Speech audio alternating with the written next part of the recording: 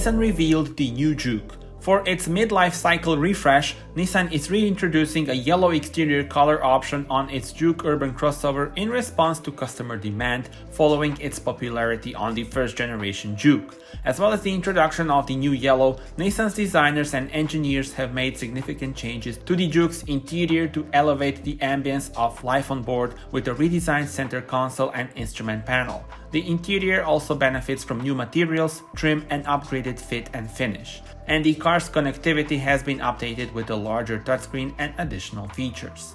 And the mid-life upgrades also sees the introduction of an additional grade called N Sport, which emphasizes the Juke's dynamic qualities both on exterior and interior details. Car features unchanged powertrain lineup, which means there's an option of hybrid powertrain or the turbocharged petrol one. Tell me in your comments, how do you like the new Nissan Juke?